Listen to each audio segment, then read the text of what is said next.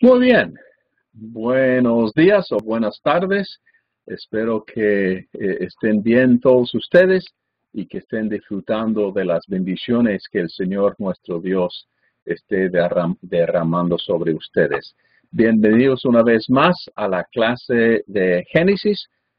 Estamos ya para finalizar, bueno, ya finalizamos lo que en la parte de Génesis los primeros 11 capítulos, la prehistoria, y estamos ahora preparándonos para ya entrar en la historia de Abraham.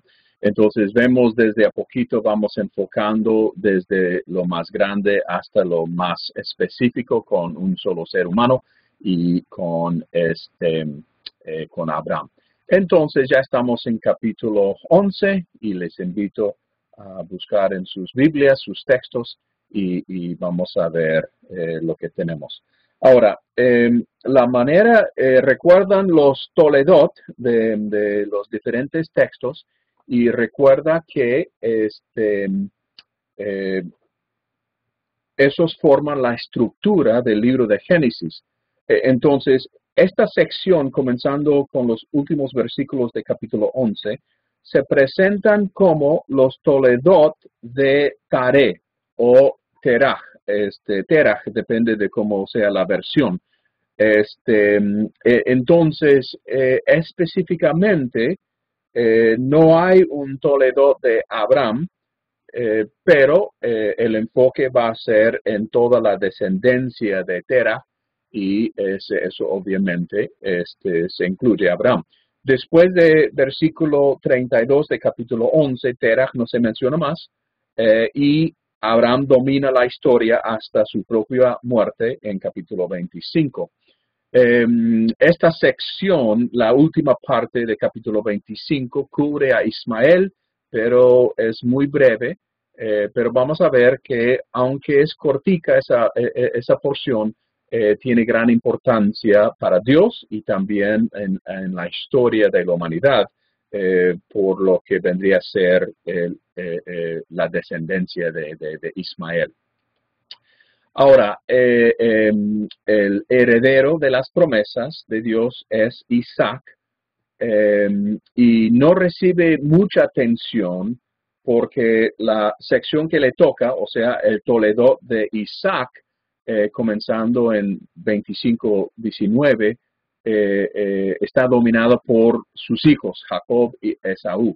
Y entonces Isaac en sí no recibe tanto enfoque, sino son los descendientes, parecido a lo que sucede con Abraham. No es su papá Terah, aunque es su genealogía, su historia que recibe la atención es el hijo. La narrativa de Abraham y después Abraham, comienza con la decisión de su padre Terah de salir de Ur de los Caldeos rumbo a Canaán. Lo que vamos a ver en el texto es que solamente llega hasta la mitad de camino y se queda en Harán. No avanza más allá de eso. Después parece que Terah muere ahí, Terah muere ahí en Harán, y Abraham recibe el llamado de Dios de dejar a su familia y las promesas, Dios, el llamado de Dios de dejar a su familia y recibe también las promesas de un gran futuro. Estamos simplemente mirando, digamos, en sentido general estos textos hasta capítulo 25, lo que vamos a ver hoy. La Biblia describe a Abraham como padre, padre de su propia familia, lo describe como padre de Israel y también lo describe de manera espiritual, padre de todas las naciones.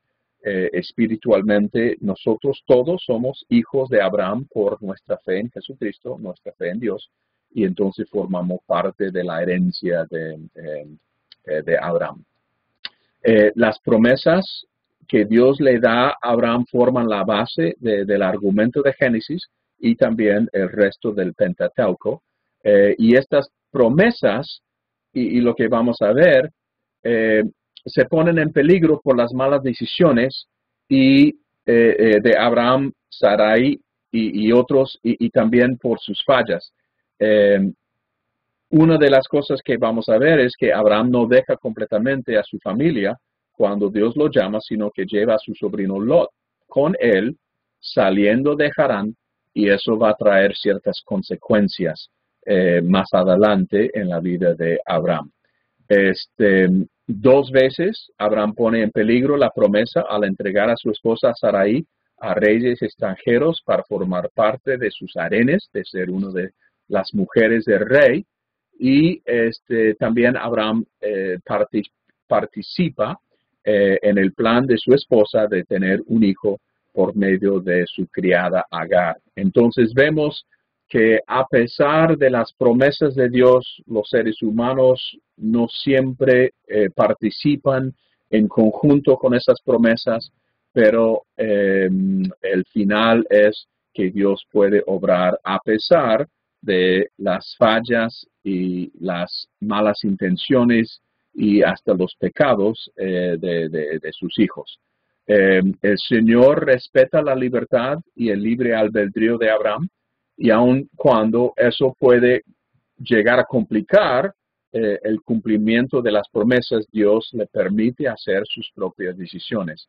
En eso, un autor lo ha llamado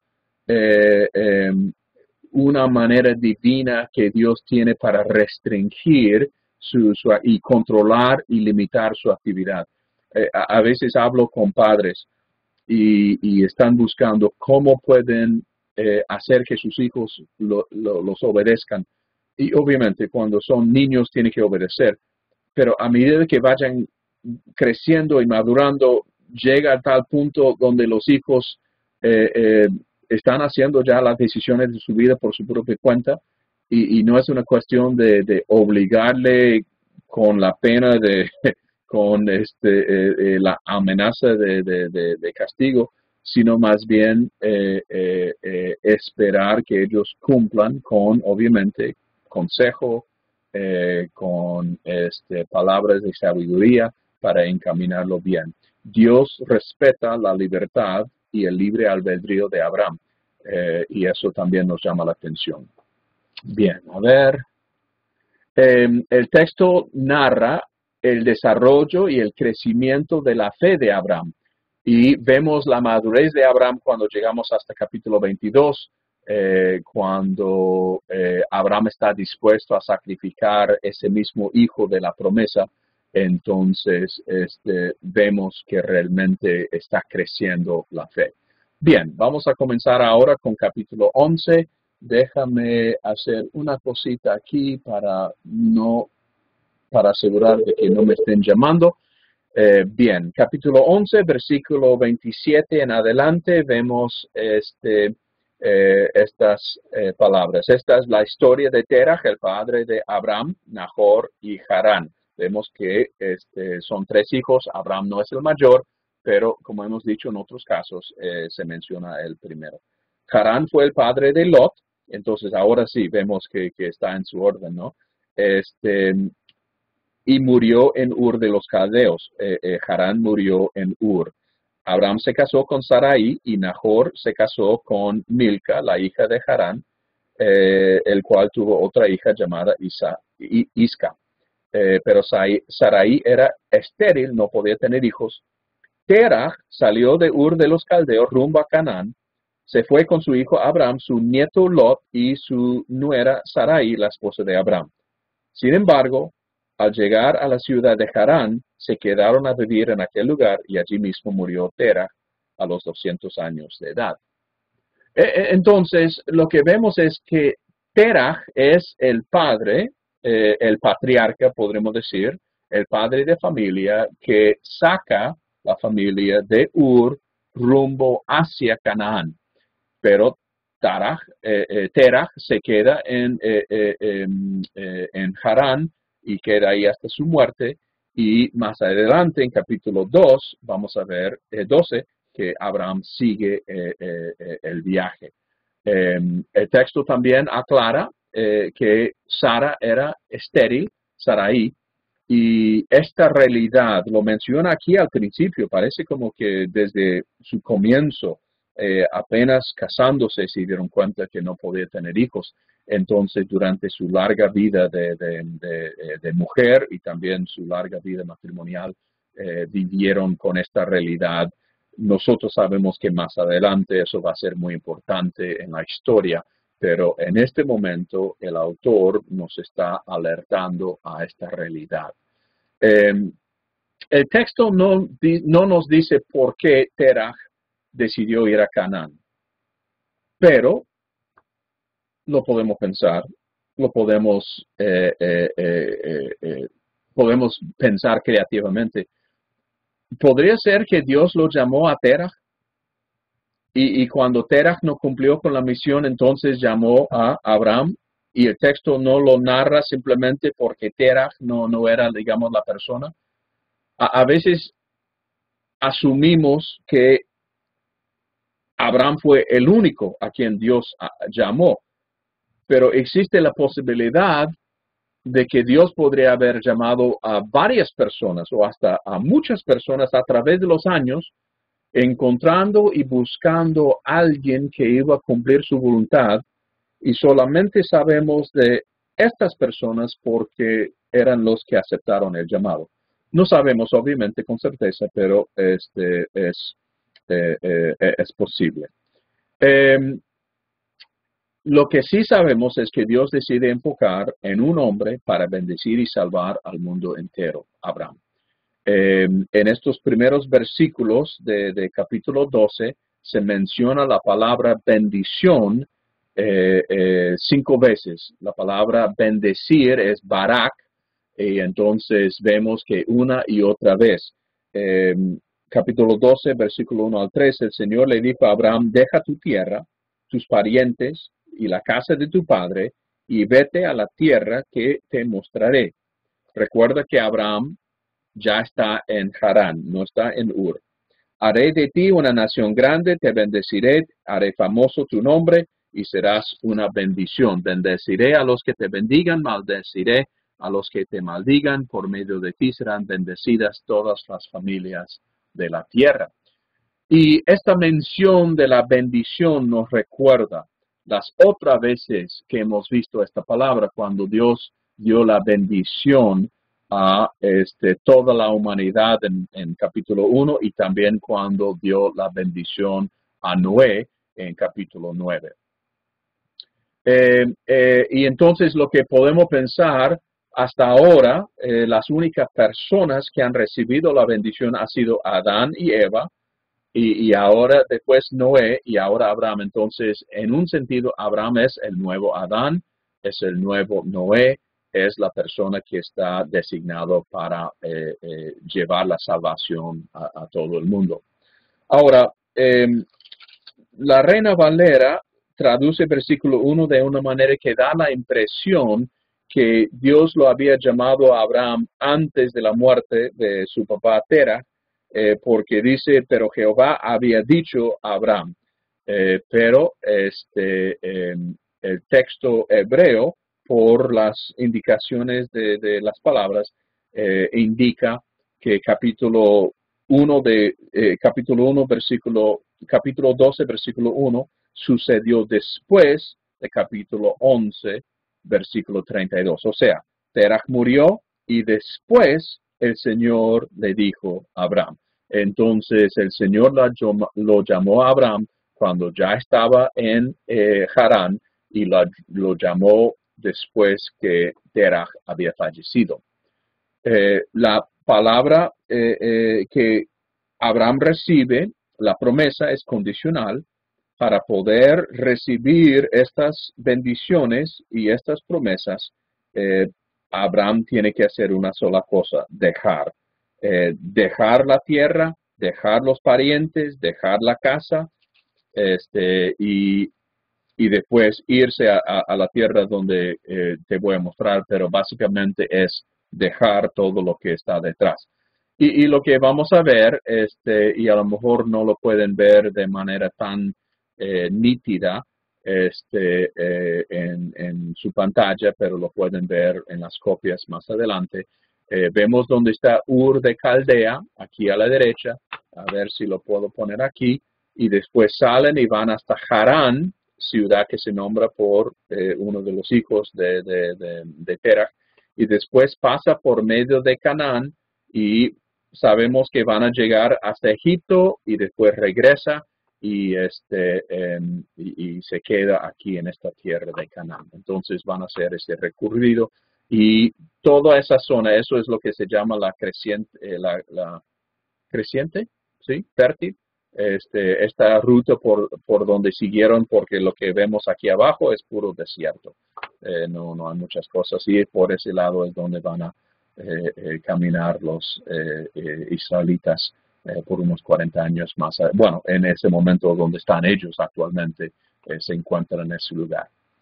Aunque la promesa se condiciona en la obediencia de Abraham, el cumplimiento de las promesas depende de Dios. Realmente el cumplimiento depende de Dios. 5 veces Dios habla en primera persona. Yo haré de ti una nación grande, haré famoso tu nombre, te daré la bendición. 5 veces Dios habla en primera persona. Hay 7 partes de esta bendición. De nuevo, el número 7 es significativo. Una gran nación, te voy a bendecir. Famoso tu nombre. Recuerda que eso era el deseo de los de Babel, la torre y la ciudad de Babel, de tener un nombre grande. Serás bendición. Bendiciré a los que te bendigan. Maldición a los que te maldicen. Y por medio de ti serán bendecidas toda la familia de la tierra. Entonces vemos que es bastante amplia la bendición que Dios está dando. El Señor promete tratar a las naciones de la misma manera que esas tratan a los descendientes de Abraham. Entonces vemos, en cierto sentido, que le conviene a ellos tratar bien a Abraham. Y de la misma manera vemos como en textos de Jeremías capítulo 29, nos conviene tratar bien a las personas y el mundo alrededor porque muchas veces nuestro bienestar depende de ellos y depende de su bienestar. Entonces estamos vinculados y estamos relacionados los unos con los otros. Siguiendo en capítulo 12, el texto nos dice que Abraham hizo tal como el Señor le había ordenado y Lot se fue con él. Entonces, obedece al Señor, pero no en todo. Lleva a Lot y toda la gente que había adquirido en Harán y también todos los bienes que había acumulado. Entonces vemos que no dejó todo. Él sí salió de su casa, pero llevó bastante con él. Esta obediencia parcial le va a traer muchos problemas más adelante, personalmente y también con esta familia de Lot. Una vez que Abraham está en la tierra de Canaán, hace 3 paradas. Y estas son las 3 ciudades, digamos, al oeste del río Jordán. Primero hay Siquén, y después Betel, y después Negev. Siquén al norte, Betel en el medio, y después Negev al sur. Dios le aparece y le promete dar la tierra prometida de esta tierra de Abraham, de Canaán. Entonces apenas está entrando, entonces levantó un altar y después pasan, versículo 8, a Betel y después versículo 9 sigue su viaje hasta la región de Negev. Entonces, creo que lo pueden ver aquí en el mapa. Ellos salieron, ahí está Ur de Caldeos y fueron hasta aquí arriba a Harán, siguiendo por el río Éufrates. Y después, una vez que llegaron ahí, es ahí donde Terach murió. Dios le aparece en Harán y después siguen su camino, siguen la costa y llegan hasta aquí, la tierra de Canaán. Entonces paran en Siquén el Señor le aparece, va hasta Betel, después hasta Negev, que está aquí abajo, y después pasa más adelante en Egipto. En Betel levanta otro altar. En este lugar dice en versículo 8 que en ese lugar erigió un altar y al Señor e invocó su nombre. Entonces es la primera vez que menciona, digamos, de Abraham invocando el nombre del Señor. La palabra Betel significa casa de Dios. Recuerda que en hebreo, cada vez que encuentra las dos letras EL, casi siempre se refiere a Dios o algo divino. Entonces, Bet es casa, entonces es casa de él, o sea, no es un apodo, es una palabra abreviatura de Elohim. Entonces es Bet-El, casa de Dios. Nos recuerda Génesis capítulo 4, cuando la humanidad comenzó a invocar el nombre del Señor. Después de levantar ese altar, sigue hasta la región de Negev, que está más al sur de la tierra de Canaán. Ahora, en el resto de capítulo 12 hasta capítulo 15, lo que vamos a ver es que Abraham lucha en dejar que Dios cumpla sus promesas sin su propia intervención. Dios le había prometido algo y Abraham siente la necesidad de ayudarle a Dios cumplir con estas promesas.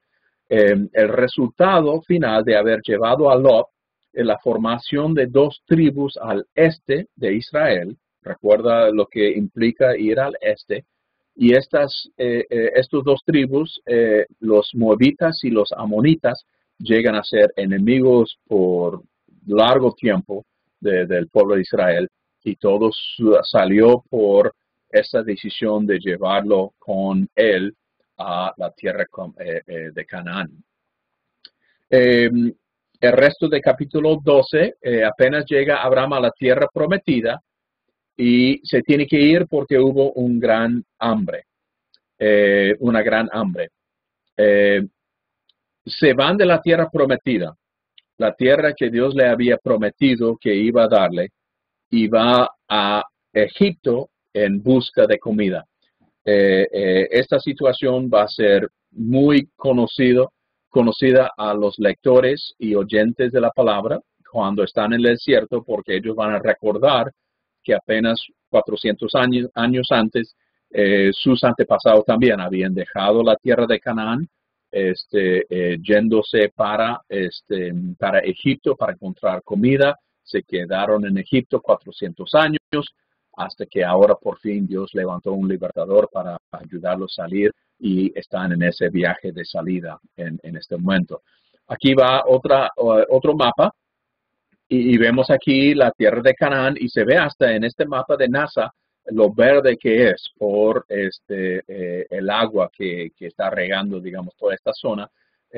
Pero a pesar de eso, no hubo una escasez de comida.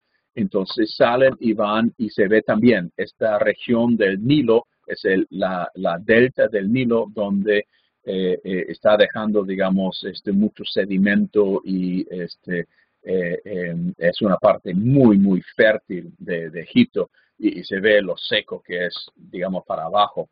Pero aquí en esta parte al norte es donde ellos, los israelitas, vivieron. Y una vez que están en Egipto, entonces después vuelven a la tierra de Canaán. Bien, tenemos una situación cuando están por entrar en Egipto, que se encuentra, bueno, les sale de Abraham este peligro, este miedo, perdón. Cuando estaba por entrar a Egipto, versículo 11, capítulo 12, le dijo a su esposa Sarai: yo sé que eres una mujer muy hermosa, estoy seguro que en cuanto te vean los egipcios dirán, es tu esposa, entonces a mí me matarán, pero a ti te dejarán con vida. Por favor, di que eres mi hermana, para que gracias a ti me vaya bien y me dejan con vida. Y nos llama la atención que Abraham no protege a su esposa. Recuerda que Dios le había dicho que Abraham iba a tener una gran descendencia, que iba a ser muy numerosa. Y entonces, posiblemente sabiendo que Sarai era estéril, a lo mejor estaba pensando que Lot iba a ser el heredero, entonces protegerle a Sarai no era tan importante.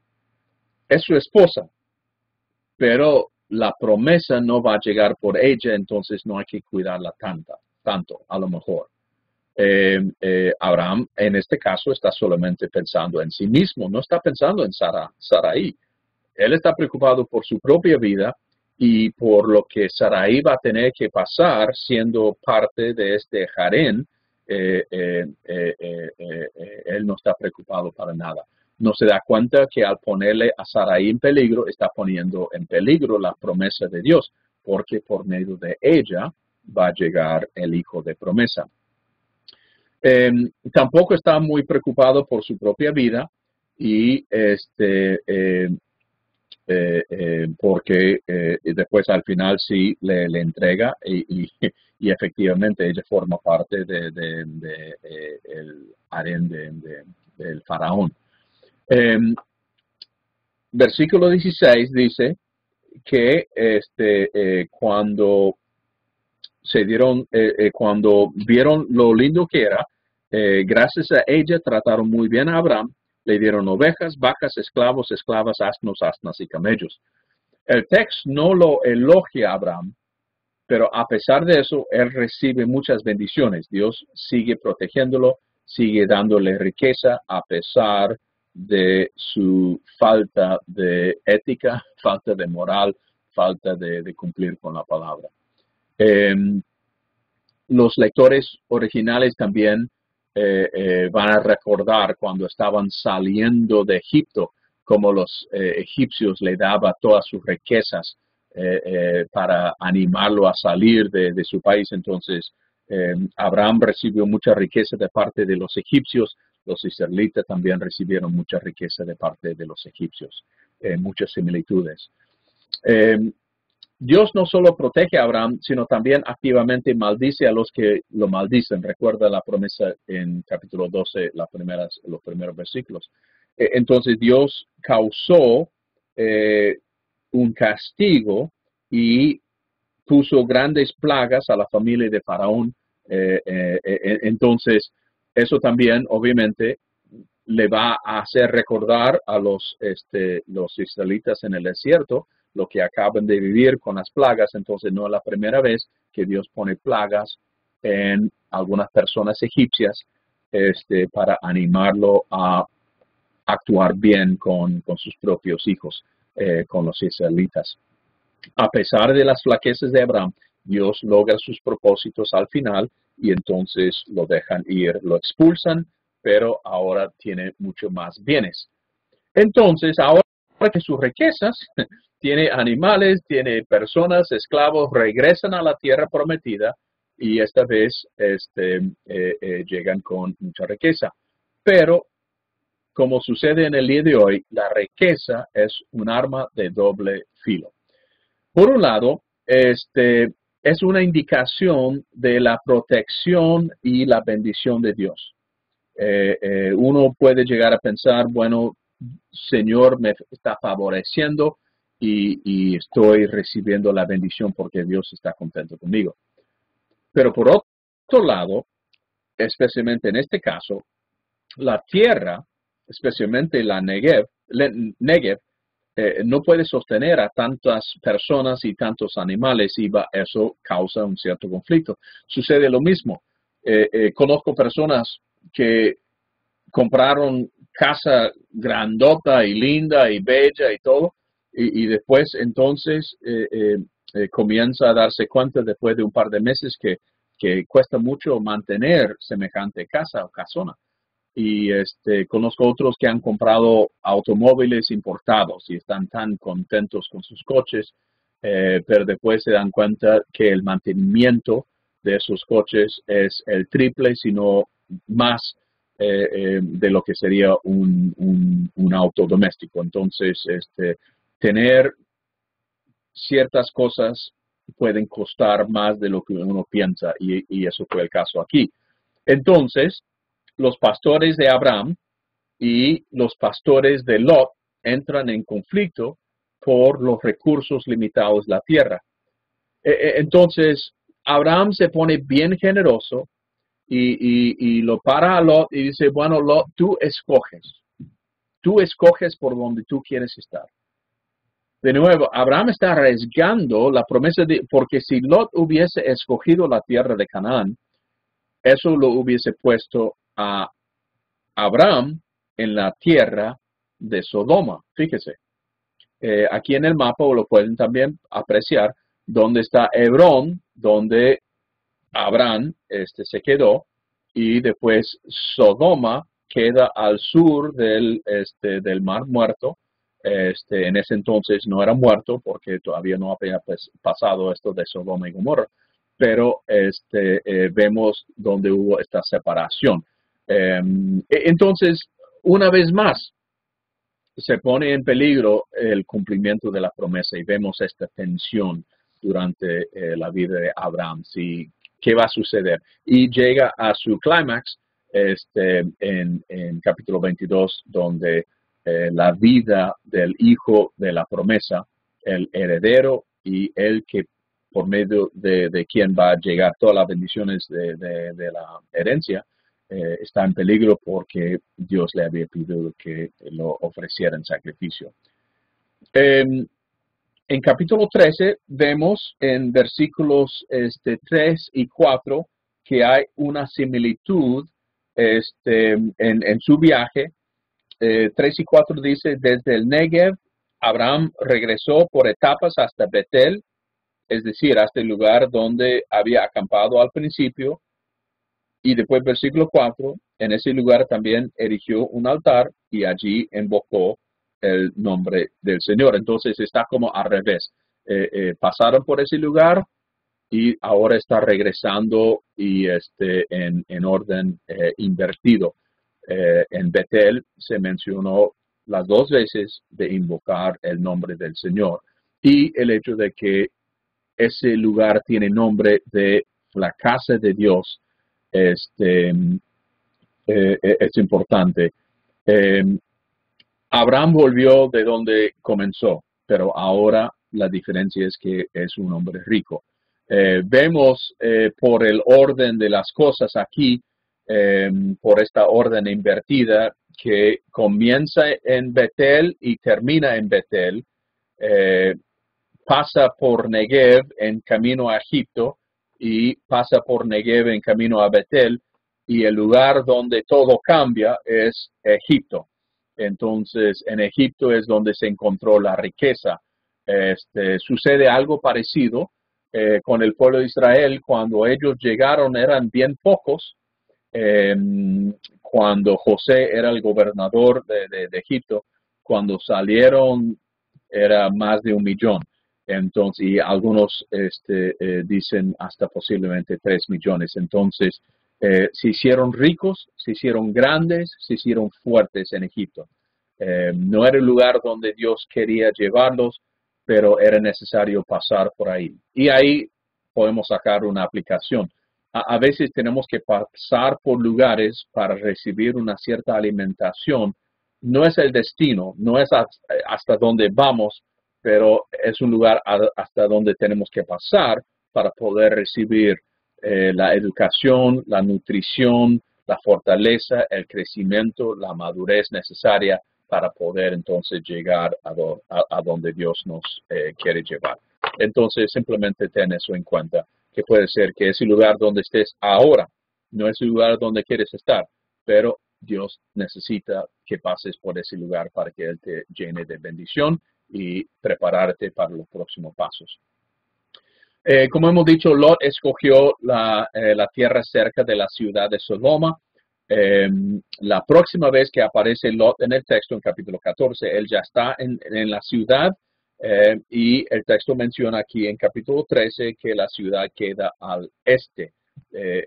Lot se fue hacia el oriente.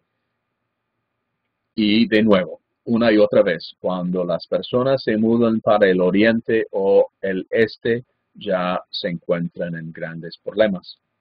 Después de la salida de Lot, el Señor vuelve a repetir la promesa de la tierra y gran nación a Abraham, capítulo 13. Vemos que ya el Señor lo está repitiendo. No da detalles, pero aclara que esta promesa es para Abraham, no es para Lot. El hecho de que Abraham lo trajo con él causó una cierta complicación, pero el Señor esperó hasta que Lot ya se fue para su propio lado. Ahora está Abraham con sus descendientes. Entonces ahora el Señor le aparece, le vuelve a decir las promesas, y en ese lugar también Abraham construye el tercer altar en el sur. En capítulo 14 brota una guerra entre algunos reyes de Mesopotamia y otros de la región de Jordán, en toda esa zona, y en eso fue capturado Lot por los 4 reyes de Mesopotamia. Entonces, como es familia, Abraham no lo puede dejar ahí, entonces fue con sus 318 criados en búsqueda de este Lot. Lo encuentran, lo atacan de noche, lo vencen y salvan a Lot y su gente. Ahora, hay algo interesante en este relato de la guerra y se encuentra en capítulo 14, versículo 14. Dice: en cuanto Abraham supo que su sobrino estaba cautivo, convocó a 318 hombres adiestrados que habían nacido en su casa y persiguió a los invasores hasta Dan. Ahora, Dan era uno de los hijos de Isaac, de Jacob, perdón, de Israel. Y recuerdan que cuando llegaron a la tierra prometida, iba dividiendo la tierra a diferentes por su tribu. Y entonces no es hasta más adelante, como ven aquí Josué y Jueces 18, no hasta ese momento cuando ese tribu, nombrado por Dan, llega a ocupar ese lugar, que ese lugar se llama Dan. Pero aquí en el texto lo está nombrando, entonces es obvio que, puede suceder una de dos cosas, que el Espíritu Santo le podría haber puesto en la mente, pero también lo que es más probable, Moisés está escribiendo esto y alguien que viene después que Moisés muere, probablemente Josué mismo, cuando está redactando el texto, como ese lugar, quién sabe cuál nombre tenía en ese entonces, pero colocó el nombre Dan por ese lugar. Entonces es una indicación de que en un momento alguien estuvo revisando el texto y después haciendo algunos cambios con el pasar de los años. Eso no nos preocupa. Moisés fue el autor y Jesús mismo lo aclara. Pero como hemos visto, creo que cerca del principio de la clase, el libro de Deuteronomio narra la propia muerte de Moisés, cosa que hubiese sido un poco difícil si realmente, a menos que Dios le dio a él las palabras, cosa que la otra explicación tiene un poco más sentido. Bueno, después de ganar esa batalla, Abraham se encuentra con 2 reyes, Melquisedec, que es el rey de Salem, que también significa ese lugar de Jerusalén, y después uno de los reyes de Sodoma. Melquisedec no solamente era rey, era sacerdote, el texto aclara, del Dios Altísimo. Él, que es para Elohim, y después Elión, que es alto, altísimo. Entonces le ofrece a Abraham pan y vino y lo bendice a Abraham y también bendice a Dios. Más adelante en el libro de Hebreos lo va a utilizar a Melquisedec para justificar que sí existió una persona que era tanto rey como sacerdote, porque nosotros sabemos que en la historia, digamos, de David, el linaje de David, los sacerdotes venían de Aarón y Leví, y los reyes venían por medio de David. Entonces eran dos tribus y dos líneas diferentes, pero vemos que Melquisedec antes de todo eso lo era, y Jesús después también llegó a serlo. Abraham responde a la bendición de Melquisedec al darle una ofrenda de un diezmo. Y obviamente la pregunta es cómo supo darle el diezmo cuando no estaba ordenado ni explicado. Y es otro texto, tal como el tema de los sacrificios y las ofrendas, que indica que los lectores originales, que Dios ya sabía lo que Dios quería antes de la ley. No era necesario, o sea, la ley en sí no era lo que causó estas actividades. La ley reguló lo que ya estaban haciendo. Vamos a ver lo mismo en cuanto a la circuncisión un poco más adelante. Entonces, muchas de estas cosas la gente ya lo estaba haciendo, y después entonces la ley como lo califica, lo pone, digamos, en términos de ley para controlarlo, para limitarlo, para ponerlo un poco mejor. Algunos argumentan que como el diezmo y el sábado fueron dados antes de la ley de Moisés, entonces que deben ser mandamientos eternos. Pero debemos mantener en cuenta siempre que el Pentateuco no fue escrito a nosotros, fue escrito al pueblo de Israel, y no necesariamente fue escrito con la intención de dar leyes eternas para todos los creyentes de todo el tiempo.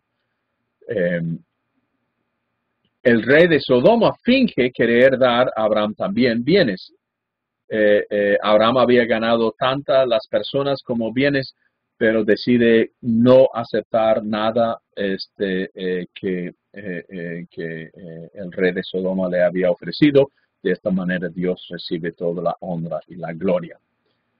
Ahora llegamos a capítulo 15, un capítulo bien interesante, porque ahora vemos otra vez una interacción entre Dios y Abraham. Evidentemente, Abraham está pasando por un tiempo de incertidumbre, de duda. Sarai, Dios había prometido un heredero. Sarai era estéril y sigue estéril. Lot ahora fue capturado, vive en otra ciudad y parece como que él no lo es, entonces está en duda de quién va a ser su heredero.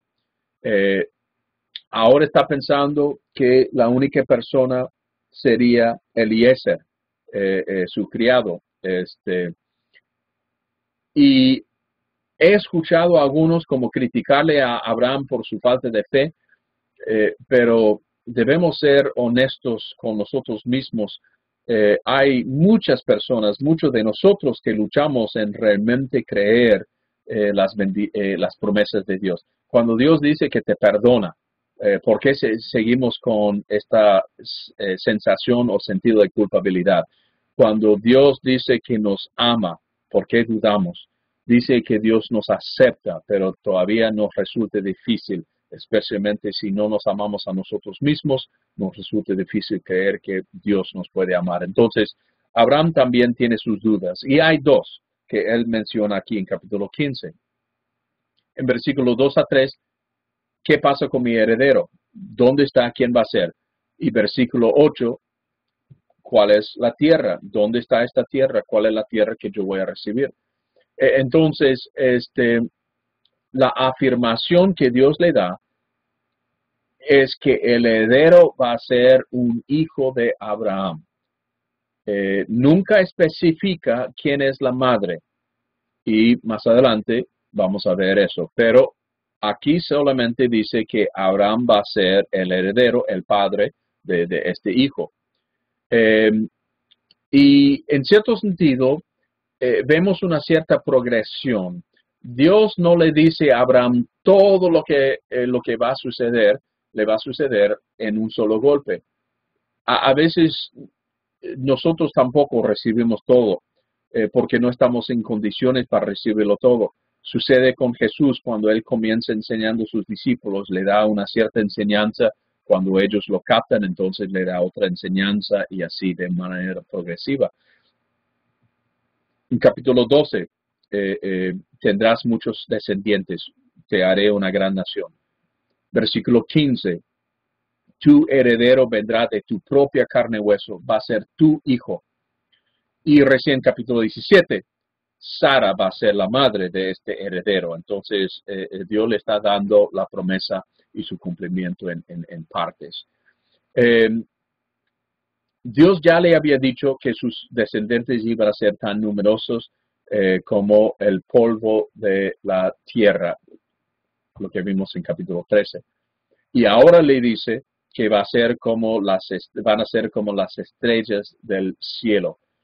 Y una de las desventajas de vivir en una ciudad grande como Miami es que no se puede apreciar las estrellas, pero cuando salíamos de Buenos Aires al campo en nuestros retiros, íbamos al campo y donde no había ninguna luz, muy pocas casas, y salimos en la noche y vimos el cielo lleno de estrellas.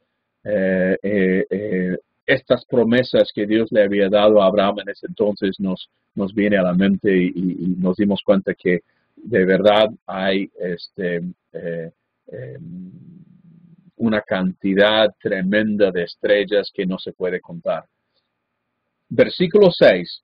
Después que Abraham vio la cantidad de estrellas, dice versículo 6, Abraham creyó al Señor y le fue contado por justicia, o el Señor lo reconoció a él como justo. Esto fue escrito por Moisés, entonces no necesariamente debemos pensar que fue en este momento preciso que el Señor lo reconoció como justo, porque hay ciertas cosas que todavía no ha pasado y también hay ciertas situaciones donde Abraham también va a seguir cayendo. No actúa como un hombre justo. Entonces, más bien es un reflejo de la vida entera de Abraham, no solamente o necesariamente reflejo de este momento específico en la vida de Abraham. Habrán momentos más en la vida de Abraham que indica una tremenda falta de fe, pero por ahora Moisés resume su vida con estas palabras en este momento. Abraham hace muchos errores, pero son errores de una persona intentando ser fiel. Y como sus acciones en sí no son justos, Dios considera a su fe como un sustituto por el carácter justo que Dios busca. Entonces, era su fe que el Señor lo reconoció como justicia en ese momento. Y ese texto aparece 6 veces más verbalmente o en su mención. En Romanos se menciona 3 veces en capítulo 4, después 5 veces, perdón, en Gálatas 3 y después en Santiago 2, donde le fue contado por justicia a Abraham, donde la fe de Abraham. Versículo 15, 7 en adelante, Dios afirma que lo trajo a Abraham de Ur, no solamente de Harán para tomar posesión de esta tierra, y entonces no fue decisión de Terah, no fue decisión de Abraham, fue decisión de Dios. Dios fue la persona que inició ese viaje. Abraham personalmente no va a recibir esta tierra, sino va a ser sus propios descendientes que va a recibir la promesa, el cumplimiento de la promesa. Y para confirmar esta promesa, Dios hace un pacto con Abraham. Ahora, nosotros decimos hacer un pacto, pero en hebreo es cortar un pacto, porque la manera de hacer o cortar el pacto es cortar cadáveres de animales.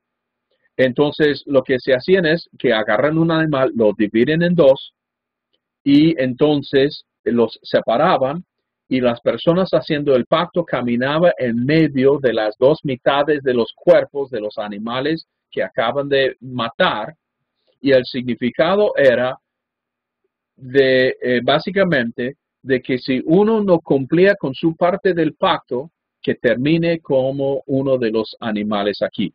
En inglés, cuando alguien hace una promesa, dice algo como cross my heart and hope to die. Como que hago una cruz en mi corazón y después que muera si no cumplo.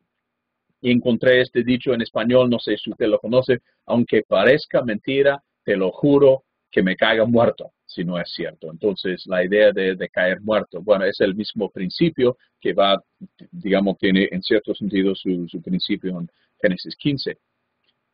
Pero lo más sorprendente, y quiero que presten atención a esto, lo más sorprendente es que Dios es el único que camina por los cuerpos de los animales. Abraham no pasa por ahí, solamente Dios. La hornilla humeante y la antorcha encendida son símbolos de la presencia divina de Dios. Entonces, Dios no le está pidiendo nada a Abraham en capítulo 15. El pacto depende 100% completamente de Dios aquí en este texto. Más adelante sí, Dios va a pedirle circuncisión a Abraham, capítulo 17. Pero en capítulo 15 tenemos a un Dios que se entrega y se compromete hasta la muerte con un ser humano. Dios le advierte de los 400 años de esclavitud y después vuelve a repetir la herencia de la tierra. Fíjese, Dios pone su propia existencia en juego. Que me maten, que me muera si yo no cumplo este pacto. Estamos hablando del creador de los cielos y la tierra. Estamos hablando del Señor de señores y Rey de reyes. Es increíble, insólito, excepcional, extraordinario. No hay palabras para describir un Dios que está dispuesto a morir por sus criaturas. Y es exactamente lo que vemos en la cruz. Este mismo Dios que caminó en medio de estas dos mitades de animales para decir, cumplo mi palabra o que me muera. Ese mismo Dios murió en una cruz por toda la humanidad. Es el mismo Dios que hoy dice que te quiere y que te ama y quiere que estés con Él, no solo hoy, sino por toda la eternidad. Y eso, hermanos, es buena noticia. Eso sí se puede llegar a predicar porque un Dios así, ¿quién no va a querer acercarse? Lo que sucede es que el énfasis que ponemos muchas veces no es en este Dios. Ponemos el énfasis en otras cosas. Y las personas entonces van sacando ideas equivocadas de cómo es Dios, van sacando ideas equivocadas de cuál es el carácter de este Dios. Hay cantidad de personas, lamentablemente, que piensan que Dios es malo, que es un enojón, amargado, resentido. Y la imagen que tenemos aquí en el capítulo 15, que lo vemos, digamos, a través de la Biblia, es que Dios está dispuesto a morir por ti. Así es el amor de Dios. Muy bien, hermanos y hermanas, hemos llegado a la conclusión de esta clase. La próxima clase va a ser la clase número 12 y vamos a mirar a capítulos 16 de Génesis hasta capítulo 19 y vamos a seguir con nuestro estudio. Que Dios lo bendiga, que pase el lindo día y que siga estudiando y predicando la palabra. Que Dios lo bendiga. A ver, tengo que...